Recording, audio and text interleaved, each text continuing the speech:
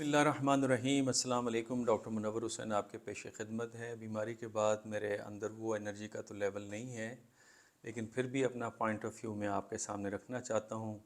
اس وقت جو غزہ اور اسرائیل کے درمیان میں جنگ چل رہی ہے، اس کے حوالے سے 3 فلسفیانہ سوالات ہیں، 3 فلاسفیکل کوسچنز ہیں، جس کے جوابات کا میں متنمی ہوں۔ اگر آپ میں سے کسی کے پاس ہوں تو آپ ضرور دیجئے۔ پہلے چونکہ انٹرنیشنل ریلیشنز کے اندر، انٹرنیشنل پولیٹکس کے اندر ایک گریٹ ڈیبیٹ چلتی ہے ریئلزم اور لبرلزم کے درمیان میں، اور دوسری جنگ عظیم کے بعد ایچ کار نے جو کتاب لکھی اس میں انہوں نے ڈیوسٹیٹنگ کرٹیک کی لبرلزم یا یوٹوپینزم کے اوپر، جس کا یہ ماننا تھا کہ بائی نیچر انسان بہت بینوولنٹ ہے، کائنڈ ہے۔ اگر وہ معاشرے میں تھوڑی بہت خرابی پیدا کرتا ہے تو وہ بنیادی طور پہ رد عمل کے طور پہ دیتا ہے جو اس کے ساتھ ناانصافیاں ہوتی ہیں زمانے کے اندر۔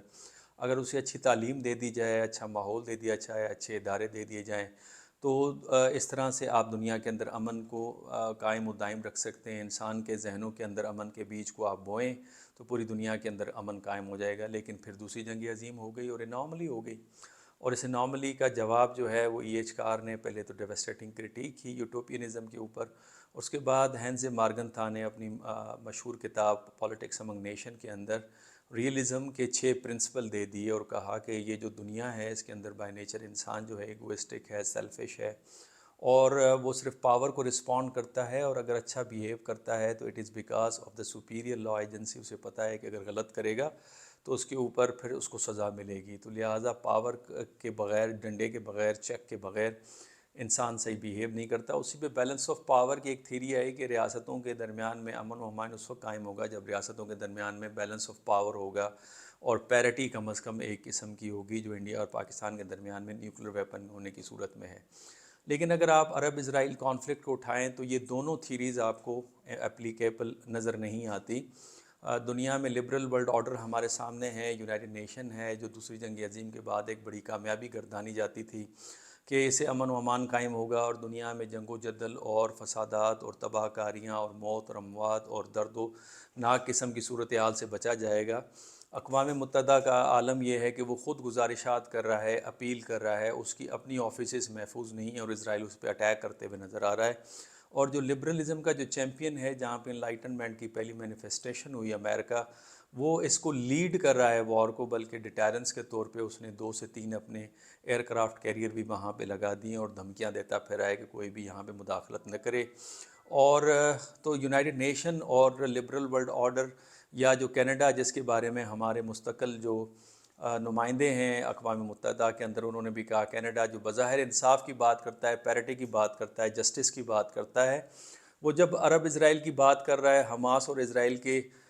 کانفلکٹ یا وار کی بات کرتا ہے، تو وہ پھر حماس کو ہی کرٹیسائز کرتے نظر آ رہا ہے۔ اسرائیل کے اسی جو بمبارڈمنٹ ہے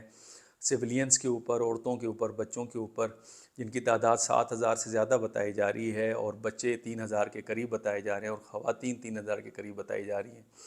تو وہ اس حوالے سے نظر نہیں آ رہا۔ تو کینیڈا جو کہ لبرلزم، نارم بیس انٹرنیشنل آرڈر کی بات کرتا ہے، امریکہ جو چیمپئن آف لبرٹی کے طور پہ دنیا میں جانا جاتا تھا، وہ ممالک جو ہیں وہ اس وقت اقوام متحدہ کی عزت و آبرو کو محفوظ کرتے ہوئے آپ کو نظر نہیں آئے۔ تو لبرل جو ورلڈ آرڈر ہے وہ تو ریپ اپ کر لیں آپ، جہاں پہ یونائٹڈ نیشن کام نہیں کر رہا، بلکہ اس کو دوسرے جو ملٹی لیٹرل فورمز ہیں وہ ریپلیس کر رہے ہیں، جس کے اندر آپ کو برکس زیادہ اور ایکٹیو نظر آئے گی، ایس سی او اور زیادہ آپ کو ایکٹیو نظر آئے گی، جس کے اوپر بہت زیادہ اعتراضات G7 کا جو موجودہ اجلاس ہوا ہے اس کے اندر بھی انہوں نے کہا ہے کہ چائنا اور رشیا کی جو ٹریڈ پالیسیز ہیں، سینکشنز جو ہیں وہ ٹھیک نہیں ہیں، اور اس سے عرب اسرائیل کی جو سپورٹ ہے عرب اسرائیل وار میں، جو وار کو لنگر آن کرنے کے لیے چائنا پہ الزام اور رشیا پہ الزام، اس سے جو ہے مزید تجارت میں جو ہے وہ خرابی پیدا ہو رہی ہے۔ اب ان سے پوچھا جائے کہ جناب وہ تو یوکرین کی وار انہوں نے سٹارٹ نہیں کی، یوکرین کی وار کے جو اسباب تھے وہ تو چیمپئن آف لبرٹی نے پرووائڈ کیا، سرکار نے۔ بہرحال لبرل ورلڈ آرڈر یا لبرلزم آپ کو مکمل طور پہ فیل نظر آتا ہے، جہاں پہ بظاہر جو جمہوری ہے اسرائیل، اس نے ایک چھوٹی جمہوریت جو غزہ کے اندر، حماس بھی جمہوریت کے طور کے اوپر جو پاور میں آئی ہیں، کہا جاتا ہے 2 جمہوریت آپس میں لڑتی نہیں ہیں، یہاں پہ تو وہ آپ کو جنگ و جدل بھی نظر آ رہا ہے، تو لہٰذا لبرل اسکول آف تھاٹ تو یہاں پہ آپ کو فیل نظر آ رہا ہے۔ آ جاتے ہیں ریئلزم کے اوپر، جو دوسرا امپورٹنٹ تھاٹ ہے۔ اگر آپ ریئلزم کو دیکھیں، وہ کہتے ہیں پاور اگر آپ کے پاس ہے، ڈیٹرنس آپ کے پاس ہے، تو کوئی چھوٹی پاور آپ کے اوپر اٹیک نہیں کرے گی، اور اس طرح سے آپ کا پیس اینڈ اسٹیبلٹی مینٹین رہے گی۔ لیکن یہاں پہ دیکھتے ہیں کہ اسرائیل کم از کم خطے کے اندر اس کی ملٹری بڑی پاورفل ہے، بڑی ویل آرگنائزڈ ہے، ویل اکوپڈ ہے۔ اس کے باوجود اس کی بے بسی کا عالم یہ ہے کہ امریکہ کو پہلی مرتبہ تاریخ میں، نہ 48 میں، نہ 67 میں، نہ 73 میں ان کی مدد کے لیے اپنے ایئر کرافٹ کیریئر بھیجے۔ اس دفعہ ان کو بھیجنے پڑے، انہیں پتہ ایسے لگ رہا تھا جیسے اسرائیل فشاں فشاں ہونے لگا ہے۔ تو اس سے اندازہ کریں کہ ایک چھوٹی سی پاور، جس کی پاور ایک 17، 18، 20 ہزار نفوس کے اوپر مشتمل ہے، اور وہ پوری طرح آرگنائز بھی نہیں ہے، پوری طرح ان کے پاس ٹریسز بھی نہیں ہے، تو وہ اس نے سیکیورٹی کو بریچ کیا۔ اور عالم یہ ہے فرسٹریشن کا اسرائیل کا کہ اندرونی خانے تو وہ شکست تسلیم کر بیٹھے ہیں، لیکن اپنی خفت مٹانے کے لیے لگاتار بمبارڈمنٹ چل رہی ہے سویلینز کے اوپر، عورتوں کے اوپر، بوڑھوں کے اوپر، بچوں کے اوپر اور مردوں کے اوپر، اور ہاسپٹلس اور ہیلتھ سینٹرز اور یونائٹڈ نیشنز کی آفیسز، یہاں تک کہ جو کانوائے جا رہے ہیں امیگرنٹس کے وہاں سے چھوڑ کے، ان کے اوپر بھی انہوں نے اٹیک کرنا شروع کر دیا ہے، اور اعلانات اور لالچ کا عنصر الگ دے رہے ہیں کہ اگر آپ نے پتہ دیا تو ہم آپ کو انعام دیں گے، آپ کو فیسیلیٹیٹ کریں گے، آپ کو سپورٹ کریں گے۔ لیکن بن کچھ نہیں پا رہا۔ حماس کے سوائے چند لوگوں کی جو انہوں نے مارنے کے دعوے کیے ہیں، اس کے علاوہ حماس ان کے ہتھے نہیں چڑھے۔ تو لہٰذا جو پاور ہے جس کی وجہ سے ایک ڈیٹرنس قائم ہونا تھا، وہ ڈیٹرنس بھی آپ کو نظر نہیں آ رہا۔ تو فلسافیکلی نہ لبرلزم نہ ریئلزم دونوں یہاں پہ کمپلیٹلی آپ کو فیل نظر آتی ہیں تھیریز حماس اور اسرائیل کی کانفلکٹ کو۔ تیسرا جو اہم اکثر ہم تھیری پڑھائے جاتے تھے یا زمشن ہم پڑھاتے تھے کہ جو آرگنائزڈ مائنورٹی ہے وہ ڈس آرگنائزڈ میجورٹی کے اوپر رول کرتی ہے۔ اس میں اکثر ہم اسرائیل کی مثال دیتے تھے کہ کیسے عرب ورلڈ کے اوپر وہ رول کرتے ہوئے آپ کو نظر آ رہی ہے، لیکن organised well organised minority in the Middle East وہ افیکٹڈ ہے now in other organise little bit چھوٹی سی آرگنائز جو